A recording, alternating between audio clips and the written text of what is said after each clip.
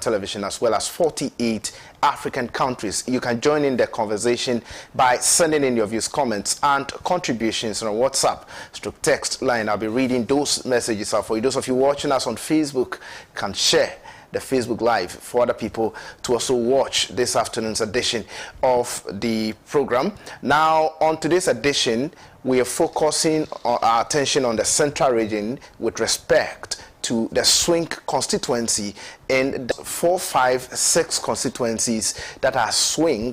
They can go either way. They flip as and when those constituencies want. And in the 2024 election, how is the voting pattern going to be in those constituencies in the Central region? We have the Abura-Asebu-Kwamankese constituency. We have other ones as well. But before I move to my colleague, Gregory Amwa, who is our parliamentary correspondent, to take us through these constituencies. Let me introduce my very good friend and a colleague, Ruben Ado, who is a news editor here at Pan-African Television. Ruben, how are you doing?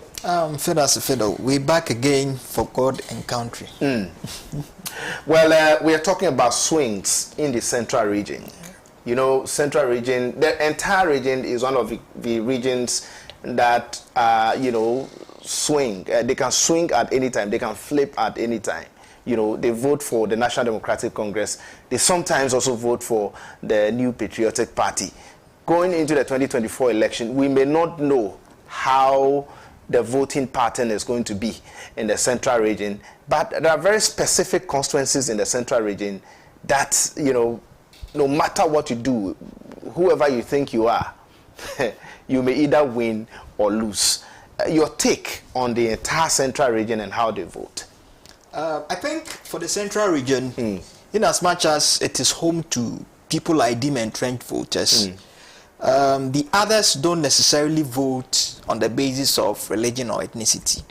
They vote solely on competence, whether the candidate or party in question has been able to live up to expectation, whether they've improved the living conditions of the constituents, whether they have really lived up to the hype as is expected of them. So for the Central region, if you keenly monitor elections held, you could see that the pendulum of victory is likely to swing either in favor of the two dominant parties, be it the NDC or the NPP.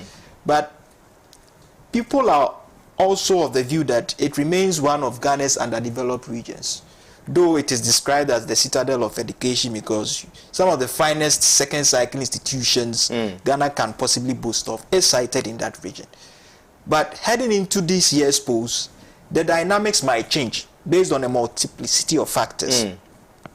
In the last 4 years, the people of Central region, how immensely have they benefited from policies and projects initiated by government? Don't forget that there was a promise of constructing an airport in the region, and we know that it shares borders with the Western region, which is home to Takrady, and can boast of an airport. But Ghana's former capital city can't boast of one. The question is, has that goal, aim or objective been accomplished? We can also cite one reason being that if you look at the National Democratic Congress, I think from 92 till date, most of their running mates hail from the region. In 92, when Rawlings contested on the ticket of the NDC, he was partnered by late Aka. In 96, when he was re-elected, it was late Professor Mills who deputized him. In fact, in 2016, when the incumbent, Mr. John Dramani Mahama, lost to Akufo-Addo, he was partnered by the late Imi Sahata. 2020, 2024, John Mahama is being partnered by a renowned academic, Professor Nana Jenopoku-Agyeman, who hails from Commander. So it's an interesting dynamic, but heading into the 2024 elections, let's see how it pans out. But before I go to Greg, why do you think that regions like the Greater Accra region, the Central region, and some few other ones like the Western region and all that would want to be quite controversial when it comes to, elections in this country? They do not conform to any rule. They vote to whoever they want to without any apology. Why? Yes. If you look at how Ghana is structured, most of the regions are heavily populated, not necessarily by the people who hail from the said region. We know Greater Accra to be where the capital is sited. Yeah. Now it's cosmopolitan in nature. You have tribes all over across the country coming to settle in here. Now they integrate easily because not only do they relish the opportunity of speaking and learning Ga, but they also integrate themselves by, some even end up marrying indigenes of the region, and they come to appreciate certain aspects of Ga culture and tradition. So they get to understand and know that these are the pressing needs in the region. Because if you take Greater Accra, for instance, there are issues with sanitation. Despite the fact that there's been a promise of making Accra the cleanest city by a certain year, we have teething challenges and difficulties with sanitation. Right. We have issues with overcrowding because now you have a chunk of people moving from outside Accra to settle in here, and that has led to overcrowding. That is why some people are even of the view that it is high time we move the capital outside Accra. Right. There are also issues with unemployment, and because there's been a population explosion, once people are not gainfully unemployed, there's also been an upsurge in crime. So these are teething challenges and difficulties people who reside within a said region will look at. And now if you look at the various parties, they begin to critique their manifestos. Security, bordering on economy, bordering on jobs, bordering on other essentials. You know, so these are things they will critically look at, and perhaps when they relish the opportunity of voting, they might end up saying that, well, we've realized that in the past 4 years, you failed to live up to expectation because you came with so many lofty promises. We looked up to you, and unfortunately, you couldn't accomplish any of those promises. So we feel that maybe this time we should show you the exit and bring on somebody on board who would easily kowtow to what we have requested for. Right. So, conditions. So let me remind viewers that we are throwing a spotlight on the swing seats in the central region, and I would want to take you through some of the constituencies that are swing constituencies in the central region. We have Abura-Asebu-Kwamankese, we have Agona West constituency, Asikuma Odoben Brakwa, Asin North, Awutu Senya West, Cape Coast North, Gomoa East, and Gomoa West. Now let me go to my colleague Greg Amwa. Greg Amwa is our parliamentary correspondent here at Pan-African Television. Greg, how are you doing? Fine, thank you, Justice. Yourself? I'm great. Right. It does appear to me that the people of the central region vote based on their exigencies at the moment or of the moment. Is that how you see it? I see it, of course, based on what you say it. And then also on another tangent of the fact that, you know, since 92, the country seems to have taken a certain pathway. That every government, in fact, every party should be given at least 8 years in office. That is 2 terms. Yeah. After your 2 terms, no matter what you've done or not, you are voted out for a new party to come to form the government. One of the parties or one of the regions that have, you know, ensured that this line of action or this practice is preserved is this region. Because it seems as though, as far as the presidential elections are concerned, they vote on a 2-term basis. So they give you 2 terms, and after those 2 terms, they vote you out. That has been the voting trend for majority of the elections that we've had in Ghana. And so I think they have bought into the 2-term trend, where they give every government the benefit of 2 terms to ensure that whatever plan you have over an 8-year period, you are able to more or less implement it, and then afterwards they more or less vote you out, and then another party comes into office and also presents what it has for the Ghanaian people. So I think they are one of the proponents who have so far upheld the 2-term practice that the Ghanaian people Let's seem interrogate to further. Is this something you know for a fact, based on research, that from 92, that has been the voting pattern of the people in the central region? Is it a case that after 8 years, at all costs they must vote for whoever is in opposition? Well, through my political learnings, ever since I grasped this business, I've seen them vote along that line. So you see that they gave J. Kufuor 2 terms. They gave J. Mills and Mahama 2 terms. And then they gave Akufo-Addo 2 terms.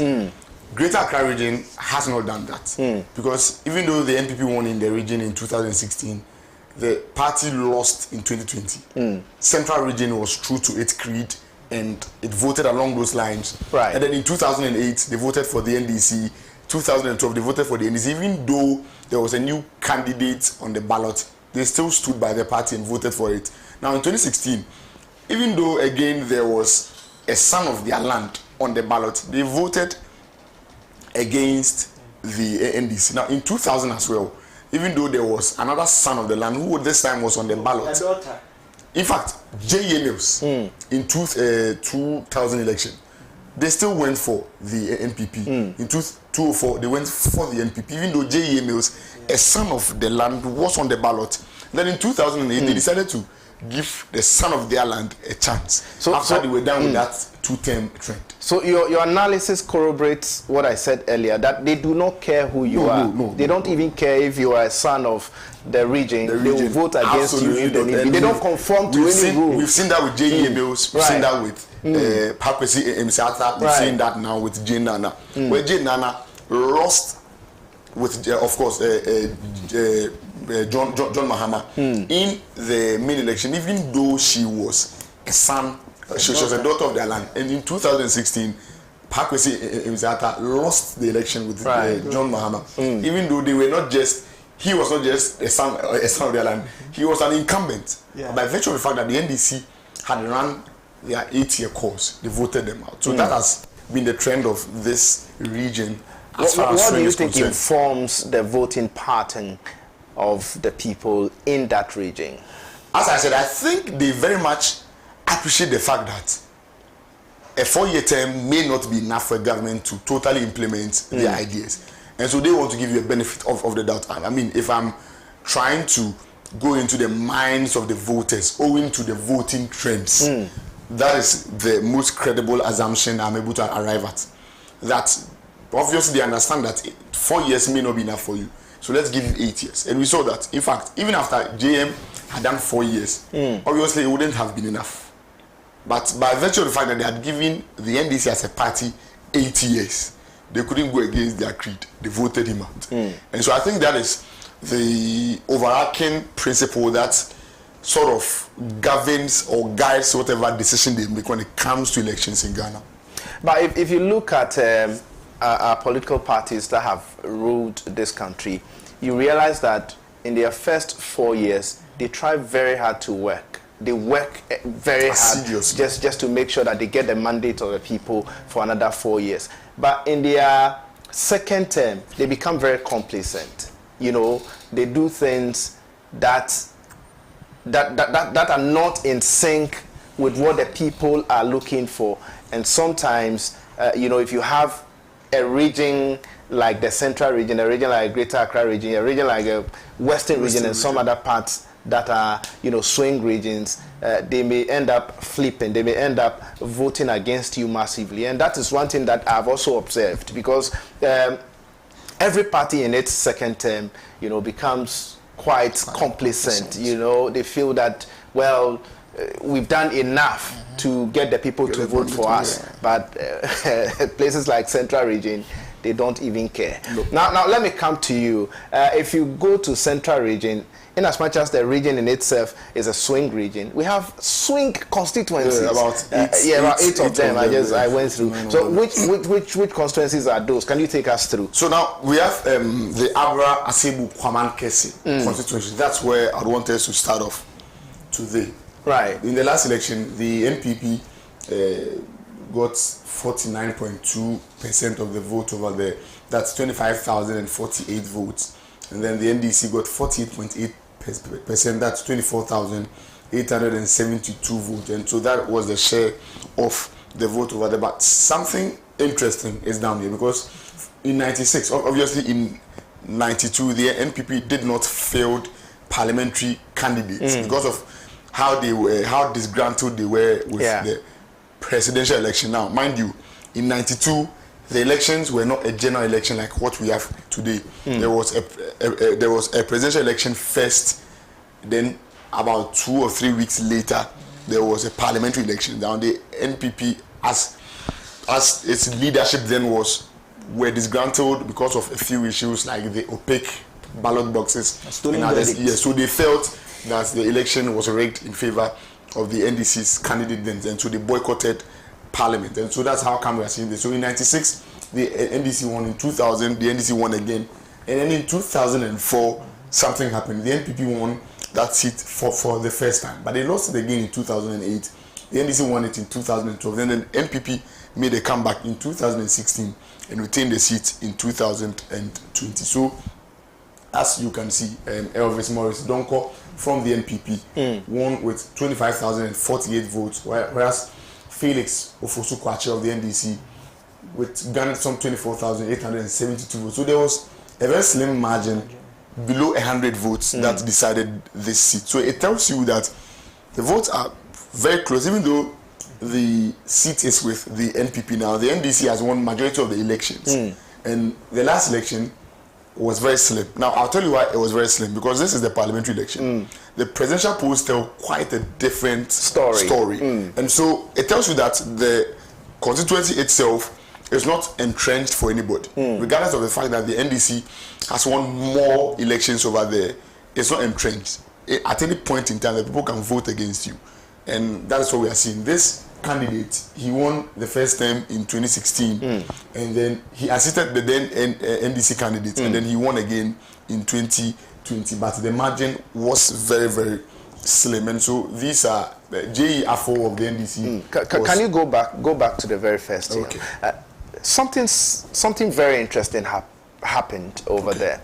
You realize that the person who contested on the ticket of GUM, Francis Egan, had about 1,001 votes. Yes.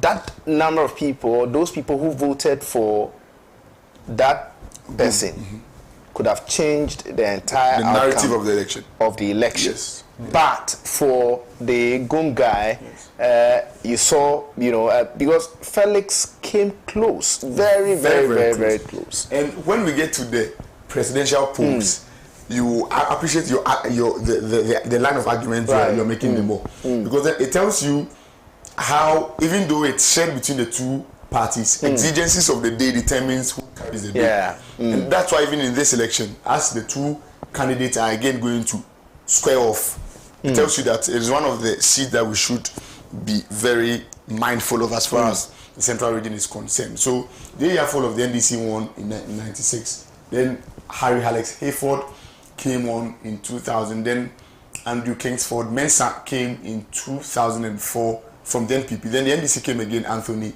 Christian Dadzi.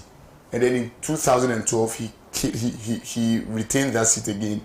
And then in 2016, Elvis Morris Donko, unseated him. So it seems like, and then he retained the seat again in 2020. So it seems like the trend from 2008 has been that they are also giving the MPs 2 terms. Yeah. So they gave the NDC from 2008 and 2012 2 terms, and then the NPP 16 and 20 two terms. And so it tells you that this year's election, owing to even the vote margin that the NPP's candidate won with, there might be some upset over there as far as this year's parliamentary polls. And the truth is that if you look at that constituency in the 2020 election, something happened, and that, I'm sure, went against Felix, because Felix could have won that constituency hands down in 2020. You recall that ahead of the 2020 election, there was this alleged escapade, sexual escapade that hit Felix Ofosu-Kwakye. And I'm sure that his opponents managed to use that against him, and perhaps the results that we saw. But I believe strongly that if he had not been hit by that escapade, I'm sure he would have won, or he could have won that constituency. Ruben, I don't know your thought on Abura-Asebu-Kwamankese, constituency. It's a very interesting constituency. And if you look at the dynamics, though the NDC has dominated in terms of winning the majority of seats, it tells you that the people still have a choice as to who best fits in. So it doesn't matter whether you are NDC or MPP. Once they are fed up with you, they will just show you the exit and bring someone else on board. In the last elections, the former Minister of Communications, Felix Ofosu-Kwakye, contested the incumbent and lost by the slimmest of margins. Heading into the 2024 elections, he wants to try his luck. He's in the race. Yes, he's in the race. So I would not be shocked if he wins that constituency this time around. I think he's carved the niche for himself. So this perhaps might be the finest opportunity for him to enter Parliament, like some of his colleagues have done. And I believe the government is also lacing up his boots for a very fierce contest. So let's wait and see how it unfolds. Now, Greg, let's go to the presidential and how they voted in 2020. Now, Justice, as I intimated earlier, even though the parliamentary election was decided by little under 100 votes, in fact, there were about 72, 73 votes that decided who wins that seat. The presidential elections were quite different because Nana Addo Akufo-Addo from the NPP garnered 22,245 votes. And then John Mahama of the NDC garnered 20,508 votes. So over here there's 1,000 plus votes that decided who wins the seat for the presidential election. But for the parliamentary election, there were just a little under 100 votes. I'll be glad if we're able to check that of GUM, what GUM had, in the 2020 election. And so the candidates from GUM, in fact, he had zero. He had zero. Oh, interesting. He had zero. Yes. Zero. In fact, every other candidate had zero.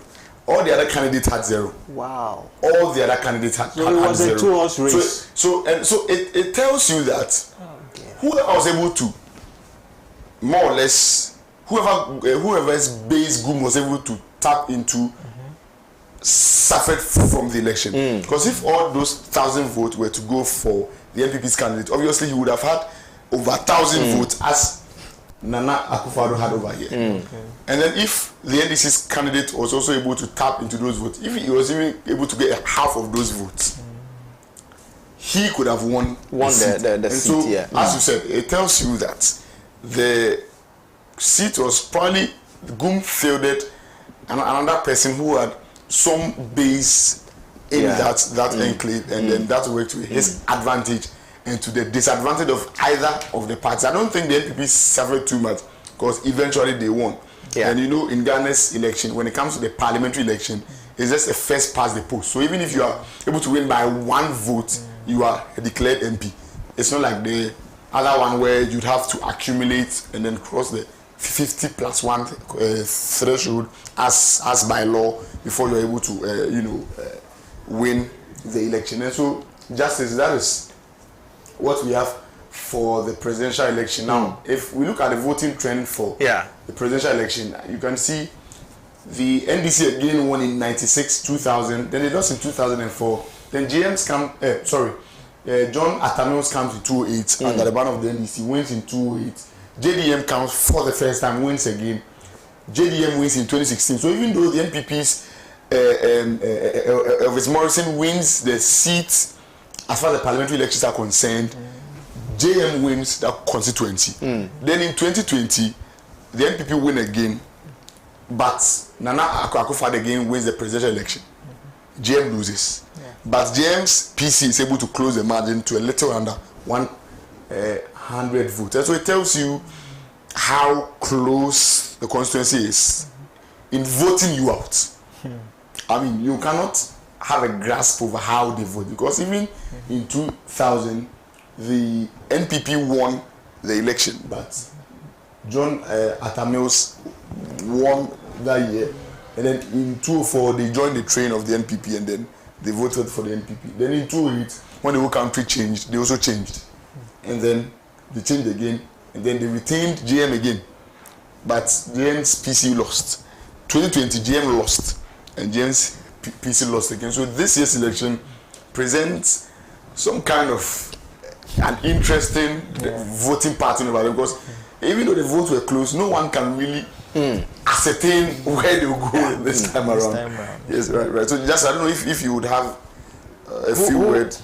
Who are the parliamentary, candidates in this year's election? Again, I know that Felix Ofosu-Kwakye is going again, and then Elvis Morris, who is the incumbent MP, is going again. So it's a square off again between the two candidates who contested in 2020, and so it's going to be very interesting. Great. We'll be moving pretty shortly to another constituency. But Robert, what do you think would inform, the decision of the people to vote for who in that constituency?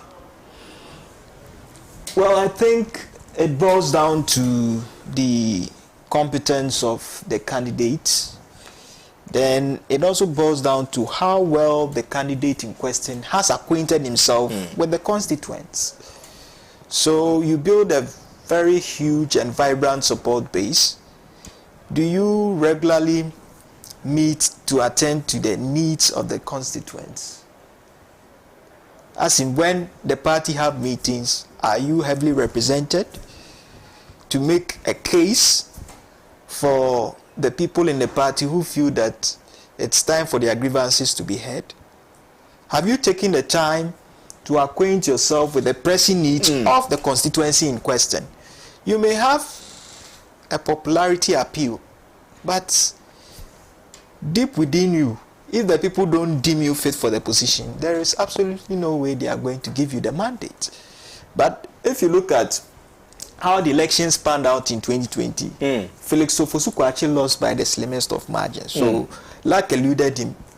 But going into the 2024 elections, I think that he stands a chance of winning. And the likes of Professor Nanama Brown-Kluche and other constituency executives have rallied support for him. And I'm sure the incumbent is also working assiduously with his executives in the said constituency to go for the third term. But we are expecting quite a close but fierce contest in the Abura-Asebu-Kwamankese constituency, because the incumbent would be in for a battle, and that battle would be a no-holds-barred one.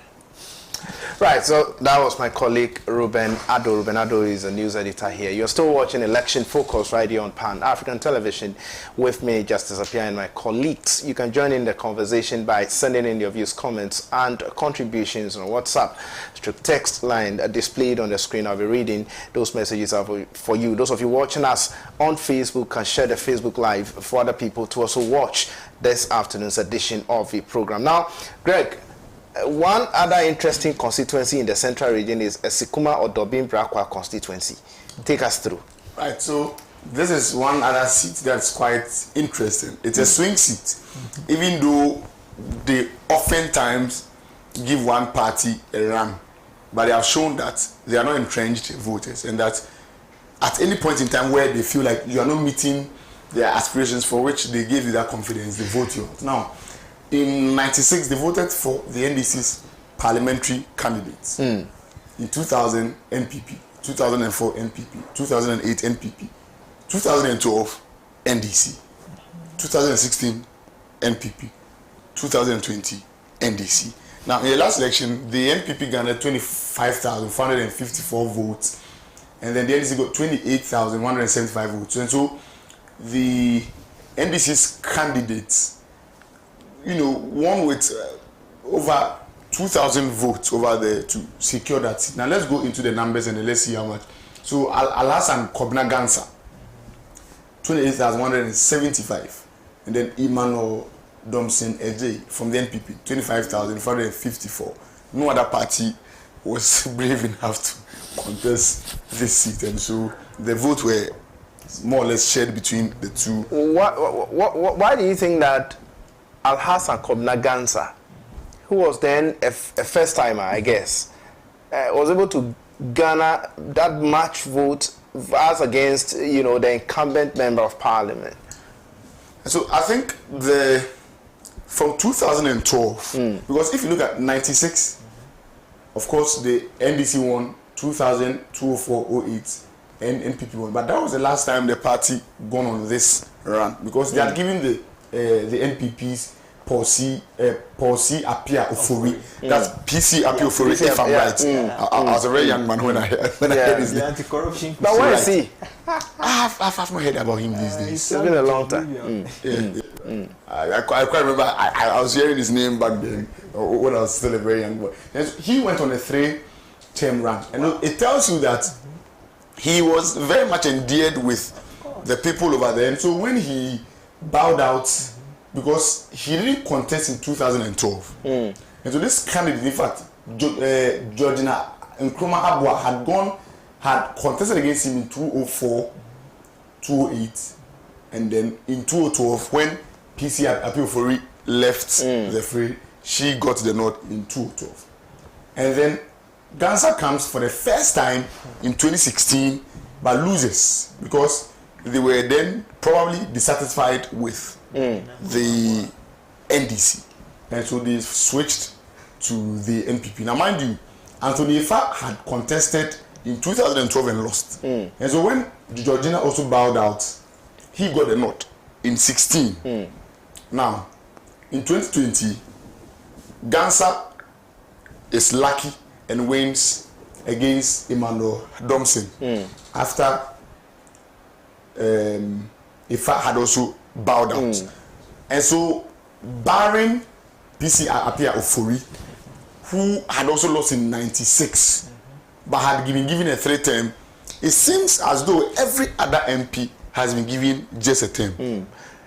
So it tells you that it is more likely that PC Appear Ofori was able to win because of, not just because of the NPP, but because of his stronghold or his entrenchment as a personality in the constituency, as opposed to the parties working over there. And now I'll tell you another interesting trend with the presidential elections. Because something interesting. Before we go to the presidential elections, as at 2020, both the NDC candidate, who is now the member of parliament for that constituency, and Emmanuel Domson Ajay were all fresh candidates, were all fresh faces, because Alhassan Kobna Ganza, did he contest anybody before? So he was coming. Okay, he was there in 2016 and he lost. Okay, and then he lost. So yes. Unfortunately, okay, so he was in the race that was in 2016. Yes. But Emmanuel Domson Ajay, came in as a fresh, candidate, somebody who was, then coming, yes. And so Alhassan Kobna Ganza had that experience. He had that edge over Emmanuel Domson Ajay. And that seems to have been the trend in the constituency. They always try the person who lost the previous election. Because, as again, if you take PC Appear Ofori, who was more or less an exception to the rule, he lost in 96 but came back in 2001. Now, when he bowed out in 2012, they opted for the NDC's candidate who had contested on 2 different occasions and lost. Now, when the NDC's time to bow out from office came, it was the time of Anthony Ifa, who had previously lost to incumbent MP in 2012. His time came when he won in 2016 after losing the previous election. And then Gansa also lost the previous election in 2016, but was lucky in 2020. So it tells you that they swing to the other candidate who lost the election more than they take a new candidate. Now, this time, Emmanuel Domson lost in 2020. And so it tells you is he coming back? Is he the parliamentary candidate? The current, I think there was a new candidate. I had the name. I'll prize. And the person is coming up against Alhassan Kobna Ganza, the incumbent member of parliament. Yes. Okay. So it tells you how that seat is going to be. It's one of the areas that we should again look at. Now, I'd like us to go to the presidential elections, which is quite interesting, very, very interesting. But just, I don't know whether Ruben want to add a few words before we move on to the other leg of the election. It looks like when Paul Collins Appear Ofori a renowned anti-corruption crusader, went for 3 terms. Okay. All right. How come, since his exit, every other MP who came hasn't gone beyond a single term? It tells you that, like you rightly alluded to, how well he had endeared himself to the constituents. So he essentially became a lover boy amongst them. And every time it was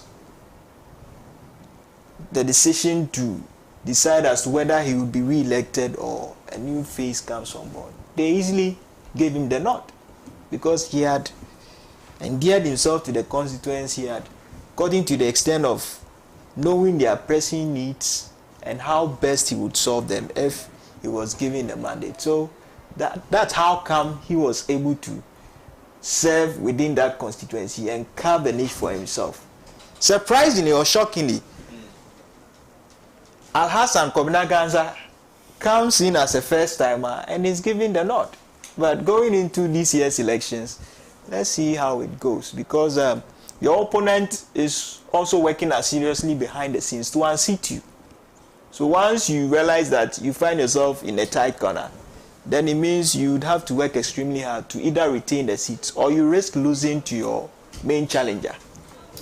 Right, so now, Greg, Right. we would have to... So for some clarity, in this year's election, the NPP are fielding a new candidate, Winifred Abedu-Eyin. And then also in one other place that we went out, I'm sure when we get there, we'll have the time again to go. But in AAK, that's Abura-Asebu-Kwamankese, the NPP is bringing Eric Kobina-Nyante. So Elvis Morrison lost that seat, the primaries of the NPP. So he lost in the primaries. Yes, and according to the EC's official release, one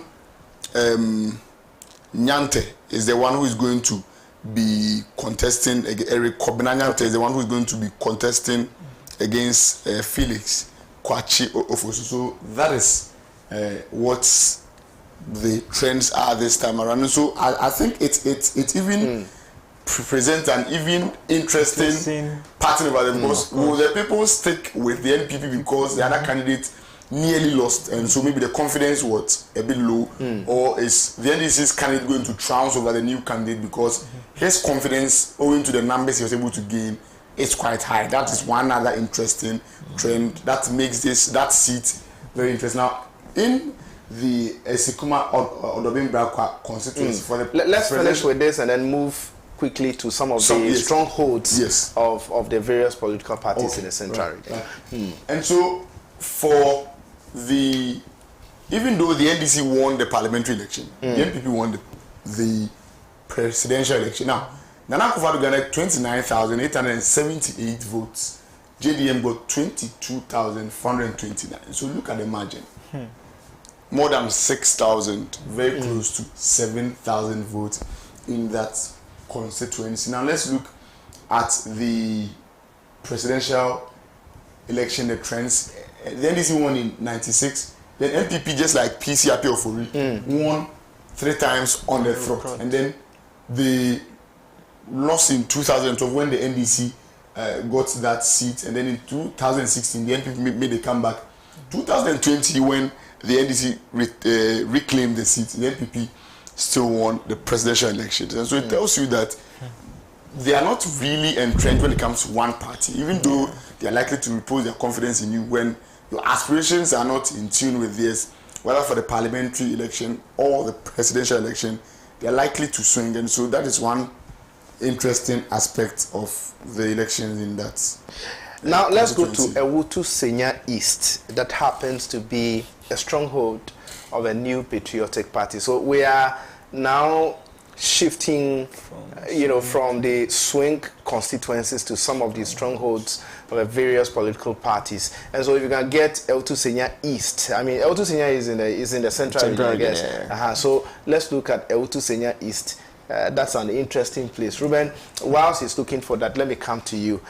What do you think is going to happen in the 2024 elections? When in 2020, Nakoyo Okuno has been able to close the huge gap to just a little over 5,000 votes. Do you think that this time around now Koyo is able to snatch the seat from a New Patriotic Party, or Almighty Hawakumsi would retain the seat for the New Patriotic Party. So Awutu Senya East, key battleground so far as strongholds of the governing or ruling New Patriotic Party is concerned. And I don't know how best to describe this. Is it a David and Goliath affair, or is it a repeat or shocker? Because Phyllis Nakoyo Okuno is lacing her boots to unseat the incumbent, maybe Hawakumsi at all. And she's very determined. And she's determined because, mind you, in the last elections, though Hawakumsi was fortunate to retain the seat, it looks like there seemed to be some disillusionment on the part of the constituents, because if you engage them, you realize that their MP has fallen short. She's rarely lived up to the billing. And if this is indeed true, if the concerns they are raising are indeed legitimate, then I feel that this time round, maybe the pendulum of victory might swing in favor of Phyllis Nakoyo Okuno. But Hawakumsi also doubles as the Minister for Fisheries and Aquaculture Development. And people also hold the view that maybe ministerially she's getting it right, but legislatively she's lost it. And that is what might give her opponent the slight edge or advantage over her. So let's see how it goes. But for this, I don't know whether it's a David and Goliath affair or it could be a repeat or shocker. But it's one constituency we are keenly monitoring, because it's gained notoriety as a hotspot. Whenever there are elections in that constituency, it's either characterized or saddled with violence and intimidation. Thankfully this year, we wouldn't want to expect anything like that. We hope that it passes off smoothly and peacefully, so that at the end of the day, whoever is giving the nod will represent the aspirations and wishes of the good people of Awutu Senya East. Greg, take us straight to Awutu Senya East. Right, Justice. So let's dive straight into that constituency. The first time they voted was in 2012, as you can see. I don't know if I'm right, but the NPP has won that seat between 2012, 16, and then in 2020 as well. So they've won 3 times on a trot. Mavis Hawakumsi, Minister for Fisheries and Aquaculture, garnered 57,114 as against Phyllis Nakoyo Okuno from the NDC, 51,561. All other candidates got 0. So it tells you the NPP and NDC shared that constituency. Now, this, as I said, this has been the trend. In 12, Mavis Hawakumsi was introduced. She won. 16, she won. But she won against Adams Nuhu Timbili, who had contested there on 2 occasions and lost. And so Phyllis Nakoyo Okuno was introduced for the first time in 2020. Now, if you look at the margins between the two candidates, she was able to increase the margin she got from 2012, and in 2016 it was up from 53% to 58%. But interestingly, in 2020, the percentage dwindled from 58% to 52.6%. So it tells you that Phyllis Nakoyo Okuno's introduction to that race, even though she lost, but it did some blemish to the expected votes that Mavis Hawakumsi was expected to get. So that's also one thing that makes this election very, very interesting. Now, so Hawakumsi contested in 2016, and she contested the election as against Adams Nuhu Timbili. Hawakumsi had 34,656 votes in 2016, representing 58.10%.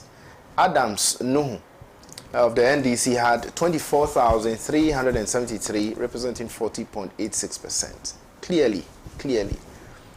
Hawakumsi in 2016 won the election with a margin of about 9,000 and close to 10,000 votes. Now let's look at that of 2012, right? Okay. Well, we did 2016. We did 2016 and 2020. So now let's look at 2012. in 2012, Hakumsing, was it Hakumsing? Yes. Maybe it's Hakumsing. Yeah, maybe it's Hakumsing in 2012 had 31,054 votes, representing 52.50%.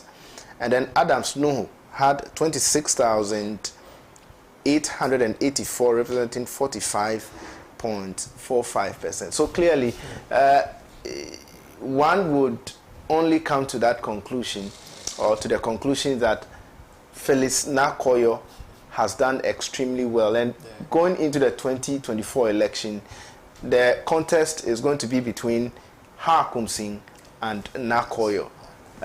Greg? For the presidential election in that constituency, Nana Akufo-Addo of the NPP garnered 57,555, JDM 51,415. So the margins are almost the same as between the two candidates. But something very, very interesting happened. Okay. Now, this is the vote in the parliamentary election.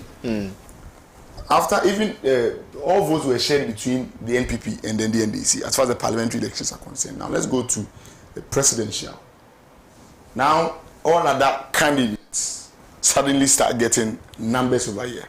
GUM gets 952, CPP gets 66, of course GFP gets 29, and independent candidate gets 26. The Hassan Ayaraga gets 21.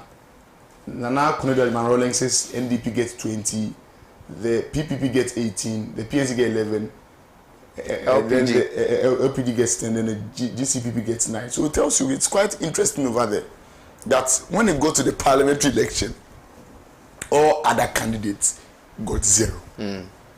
So it tells you how strong both parliamentary candidates are, especially as they're squaring off again this year.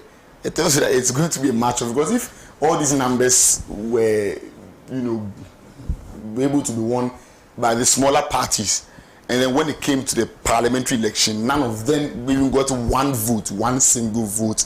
It tells you how the people are entrenched when it comes to who represents their interest in parliament. And so, just I don't know if you have anything to add to that voting trend in the constituency. I really don't have anything to add, but I feel that Nakoyo has made significant strides in that constituency after she was introduced in 2020. She was introduced in 2020, yeah. Yes, and she did so well, looking at somebody who was coming as a new face against the incumbent member of parliament, and she had to face the incumbent member of parliament to an extent that she garnered that vote or that vote in the constituency. It tells you clearly that going into the 2024 election, well, she's likely to surprise the good people of Ghana. I don't know how the pattern is going to be with respect to the 2024 election, but I know that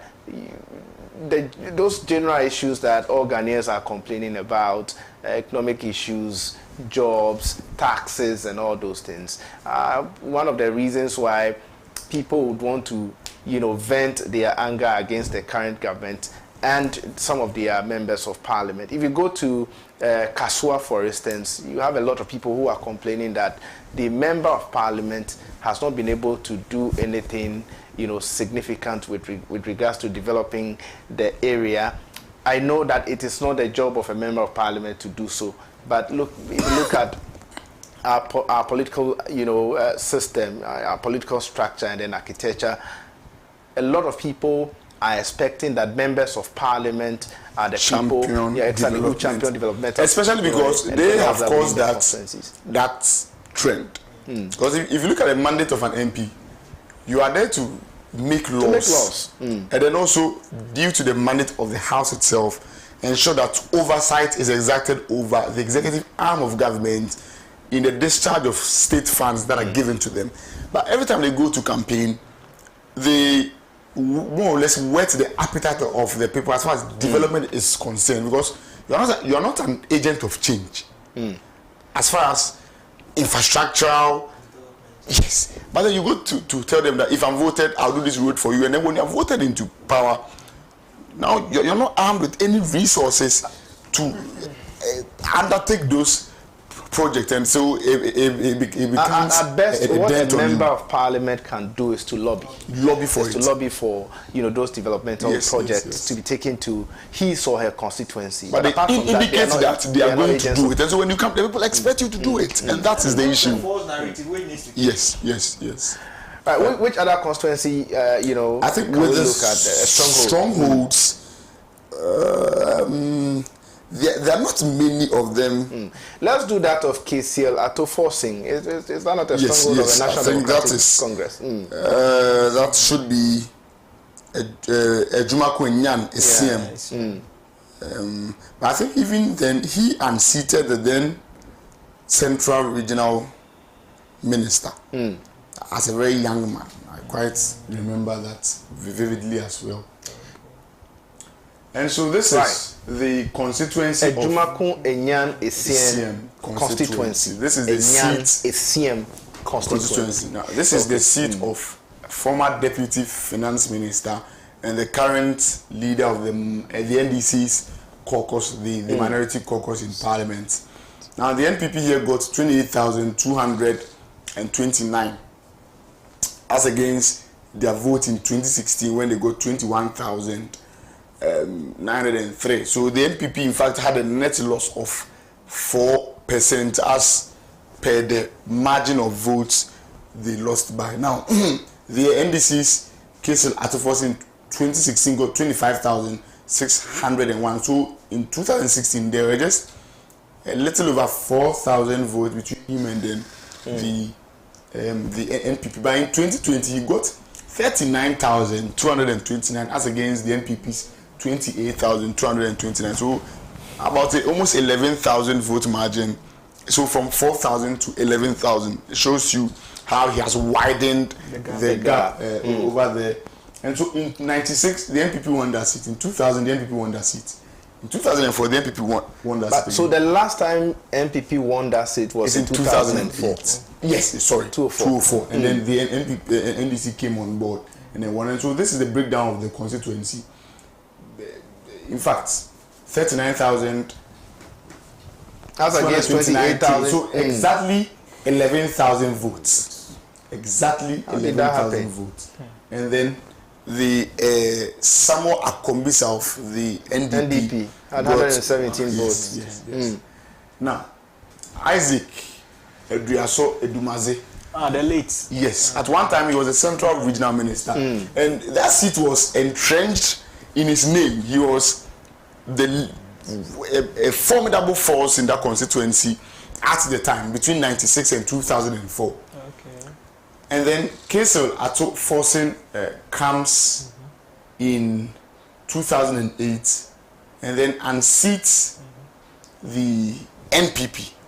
Now, Isaac Edumaze did not contest in 2008. It was William Arthur Baden who contested, and then he lost that seat, and so the NPP lost the seat for the first time.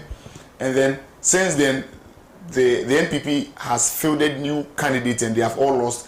In 2008, they lost. 2012, a new candidate they lost. 2016, a new candidate they lost. And then in 2020 again, a new candidate, and then they lost. And so it tells you that Atofosing has entrenched that seat because he has been on an upward trajectory since 2008. 52% in 2008, 53 in 2012, 54 in 2016. So it was very steady between 2008 to 2016 until 2020 when he went off the roof and jumped from 54 to 58. And so it was quite a wide gap with which he won in 2020. So it tells you how entrenched he is in that constituency. And so this year he's coming up against the same candidate who contested him in 2020. And so we are waiting to see whether Etuafo Rashid Kwesi will be able to close the 11,000 margin and then unseat minority leader Dr. KCL Atofosing, or he's going to further widen the gap. That's if the incumbent member of parliament is not going to further widen the gap. And we are going to see what will happen. But let's quickly look at the the presidential election before I come back to you, Justice, because I want to. It will be interesting to see what happens over there. Now, JM wins with 35,161. Nana Akufo-Addo gets 31,000, and so Atu wins with 39,000, but GM wins with 35,000. So it tells you how popular and consolidated he is, yes, as far as that seat is concerned. Now, the voting trends are that just as the parliamentary election went in 96, 2000, and 2004, they were for the NPP. Then 2008, JEM males, Ato Forsen win, JDM wins in 2012, but JDM loses, even though Ato Forsen wins in 2016, JDM loses in 16. He came back in 2020 and won. And then he won. And so the NDC's loss in 2016 was quite damning for the presidential election in that constituency. But Ato Forsen was still able to entrench his hold on that seat and then continue on the trajectory that he has been. Justice, it's not surprising that JDM lost, in that constituency in 2016. This is because the wind of change in 2016 was blowing, coupled with, some of the mistakes that the NDC made. Some of the members of parliament, party executives at the time, they felt very complacent. They were only banking their hopes on what JM achieved as a president and not what they did. Some of them did not even go to the grounds to go and campaign for the party to be able to win the 2016 election. A whole lot of factors, led to why, the National Democratic Congress lost at places where they should have won the election in 2016. So I'm not surprised that JDM lost the election in that constituency in 2016. I don't know what Ruben you can say about that. Well, so it boils down to you intensifying your campaigns vigorously. So like you said, whenever a government is giving the mandates, and in Ghana it's expected that you are going to spend 8 years in office. Right. So within the first 4 years, in fact within the first 100 days, you try to please the masses. So in terms of healthcare delivery, in terms of security, in terms of job creation, in terms of the economy, you try to leave a benchmark, knowing very well that within your first 4 years, you will make considerable progress. But within the next 4 years, that is where the teething challenges and difficulties come. Now, how are you going to navigate through those hurdles?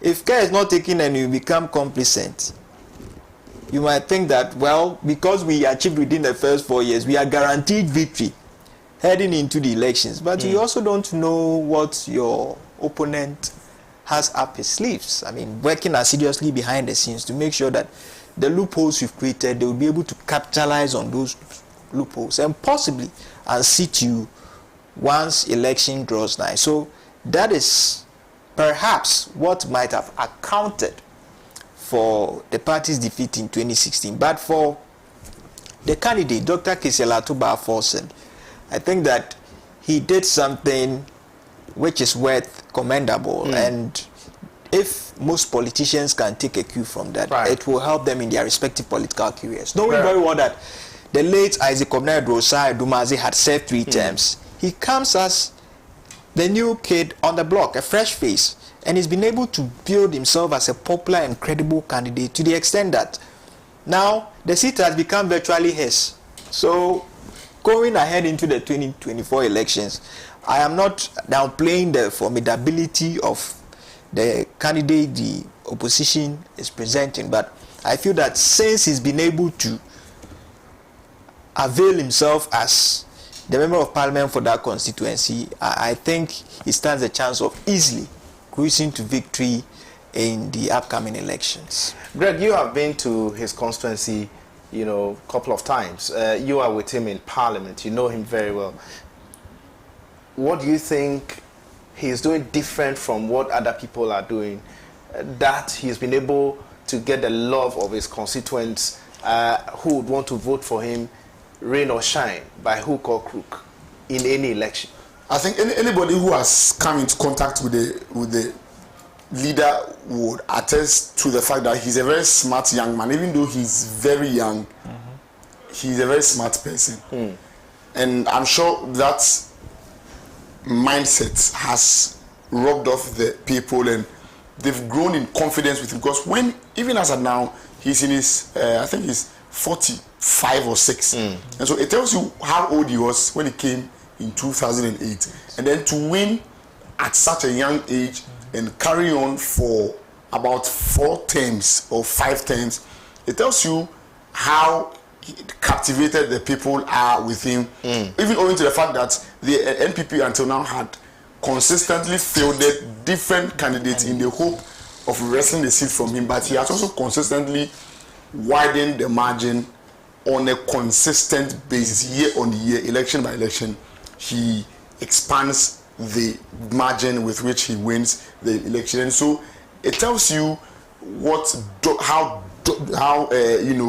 domineering he is. And even as he has then come to even lead the minority or the NDC's caucus in parliament, it tells you that even for the region at large, for a region that has some of the most senior members of his party, you talk of George Ricketts, Hagan, and to mention a few, and how he has been able to entrench himself in the party. The late Professor Mills' brother. Yes, from KE. So even though he has some of even senior members, also the fact that he has been in the race since 2008, he has been able to entrench and endear himself not only in the constituency but in the region and in the party.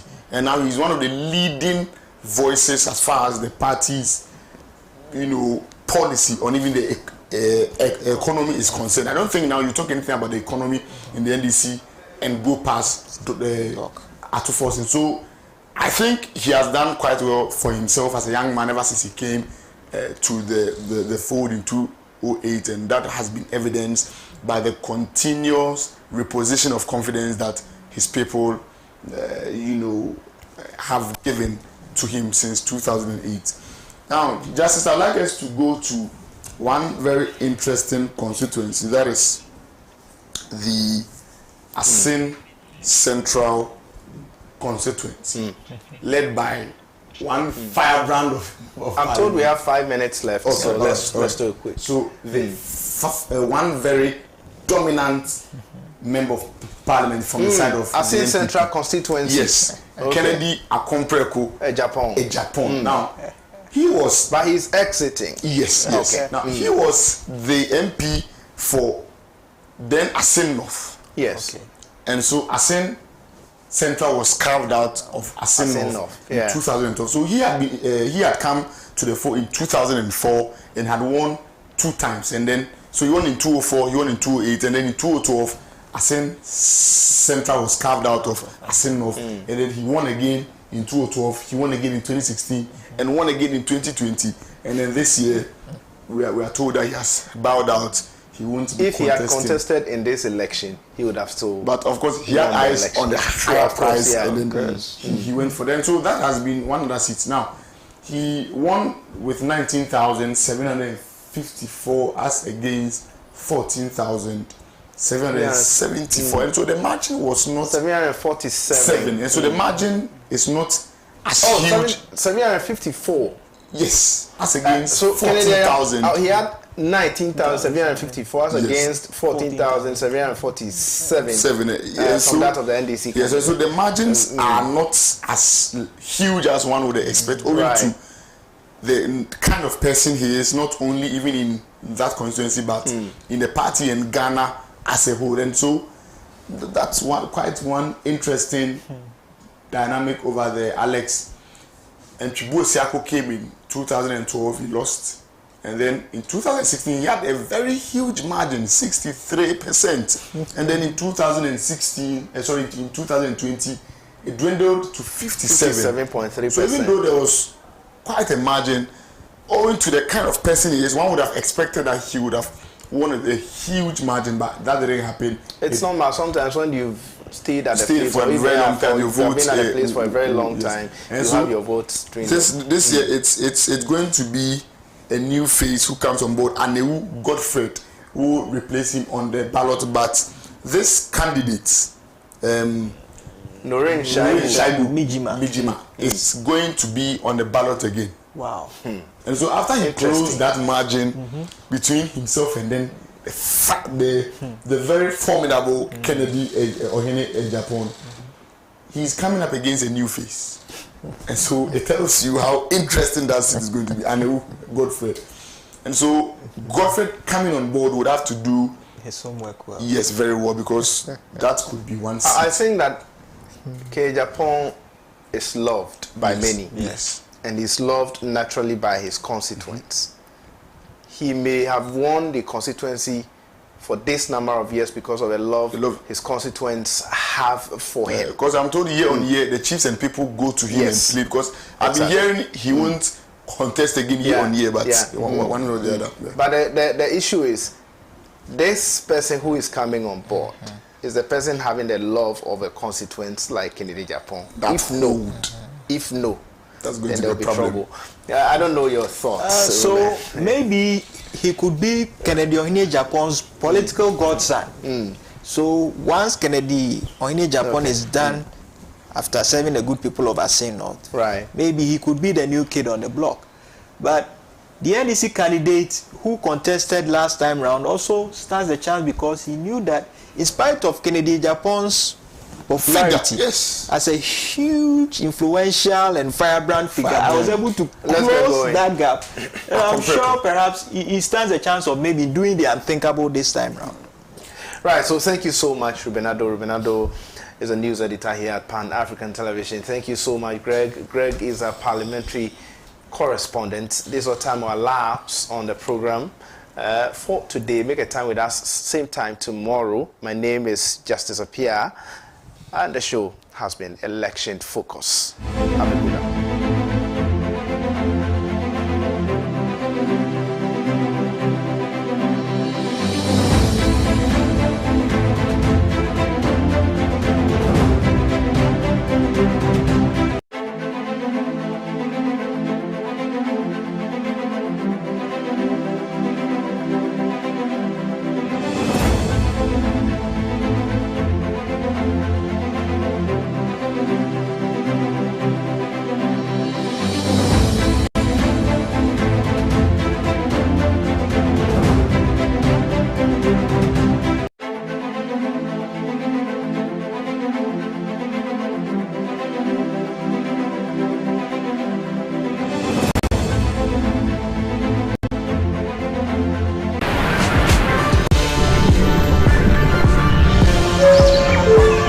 Stay refreshed, good month.